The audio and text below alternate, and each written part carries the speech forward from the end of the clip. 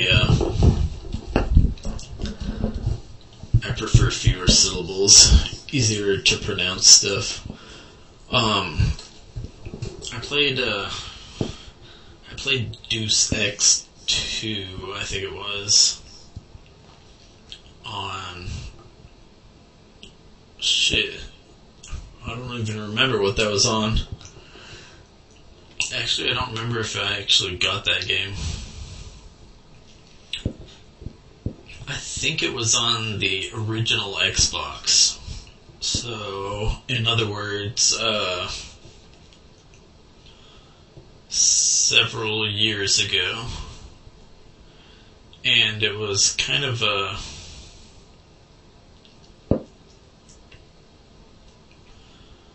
I'm not really sure how to describe it. Kind of a...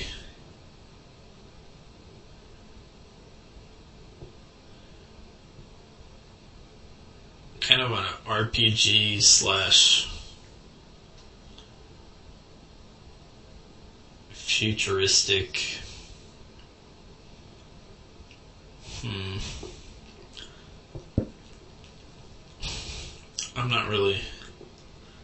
I'm having a tough time. I don't remember it that well. I just remember it was pretty cool. But I don't know that much about this new one. I'm looking forward to seeing if it's that good or not, because I do like RPG type of games. So I'm gonna put it... trying to think, should I put it right above or right below Killzone 3? Well, if it's really good, I would put it here, I suppose.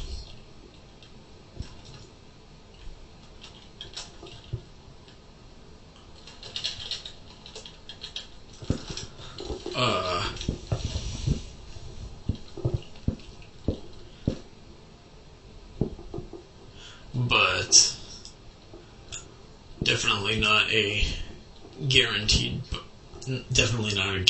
buy, not even if it was like $40 in a few months. So, like, when I say in a few months, I mean a few months after it comes out. That's usually when games around when games go to $40, unless their publishers are really greedy and they think they can keep getting $60 for it, like the recent Call of Duty games often are.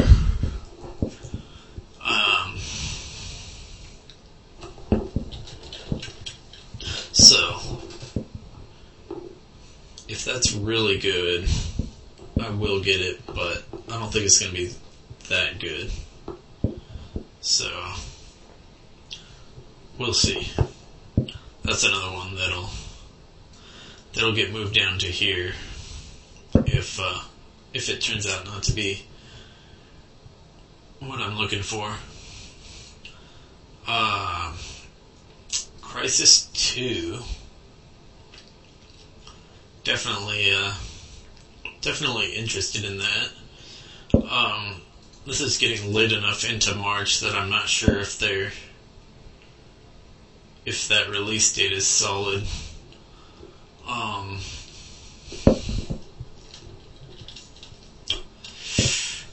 That would have to go...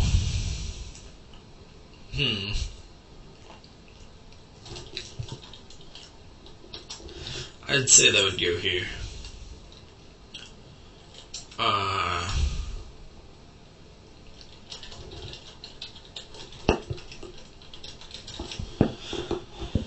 I never actually beat the first Crysis. I've just kind of messed around in it, and but it was pretty cool. The different armor ability things. The only The only real gripe I have with it was that the invisibility one, you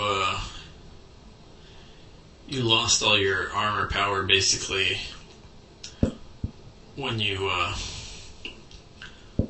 shot while invisible.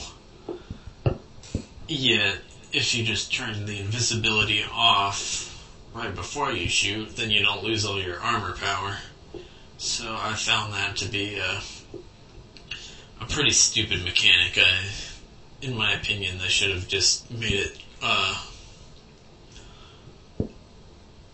automatically turn your armor off, or turn your invisibility thing off when you shoot. Basically, don't have it suck all your power away, because that's just a pain. You just have to manually turn it off right before you shoot. It's like, really, do I have to do this? So yeah, that was my only real problem with that game. Otherwise, that was pretty good. Even though I never actually beat it, it was definitely a fun thing. That's one that I haven't been following it that closely, but if there's no multiplayer for it, I don't know if there is, but if there's no multiplayer for it, I will not pay full price for that. In this day and age, you don't pay $60 for a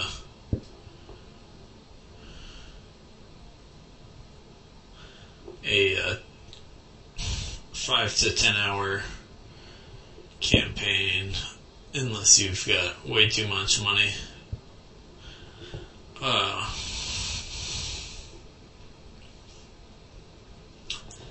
So, like, there's gotta be multiplayer with it, basically, for me to be willing to pay $60. Because then you, actually get your money's worth. Yeah. So, that's where Crysis 2 is at. This last one, Child of Eden, they have that right here at the end of March, so that was probably supposed to be like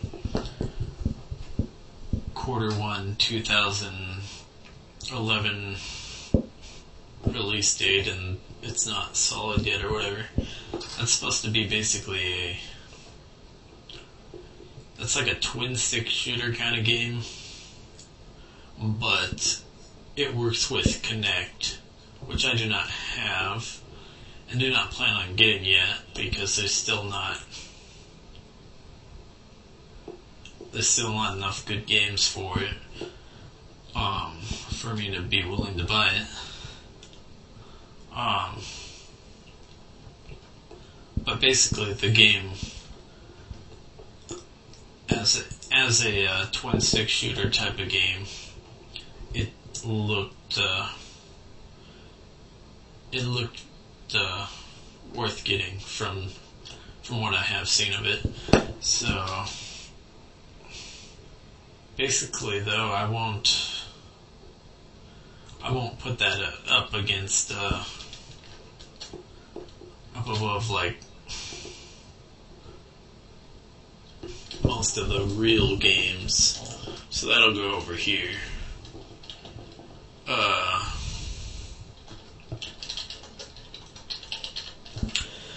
And that's pretty much it. There are other games coming out past March that I haven't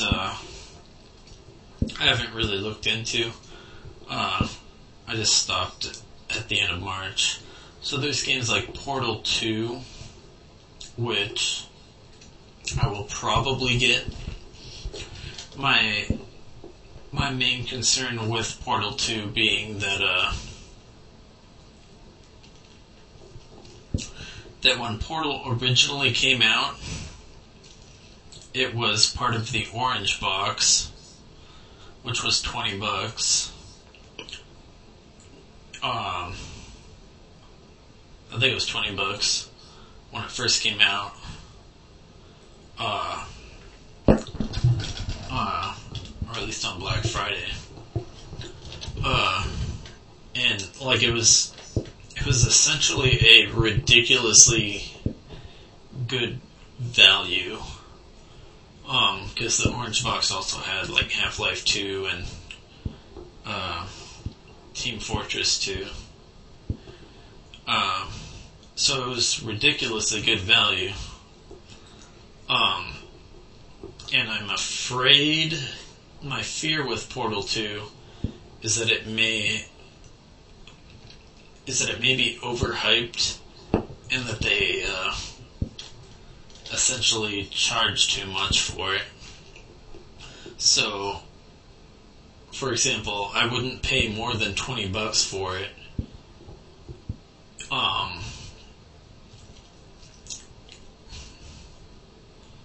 Unless it's got some ridiculously amazing features that I don't know about.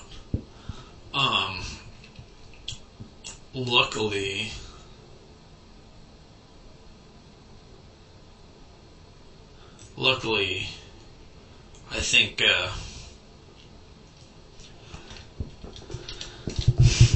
I don't think they'll be charging too much for it. It'll probably be pretty cheap on Steam.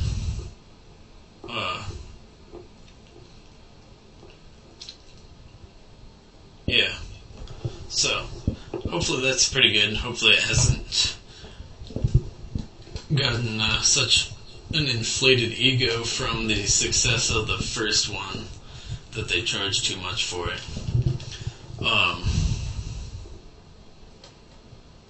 But yeah, I'm not going to put that on here yet. So that's all the upcoming stuff. Tomorrow is the last day before Rift Beta 5.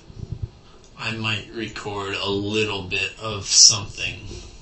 We'll see. Yeah, we'll see. But that's it for now. So, after talking for 51 minutes, good night. It's already too late for me to even upload this right now. I gotta go to bed.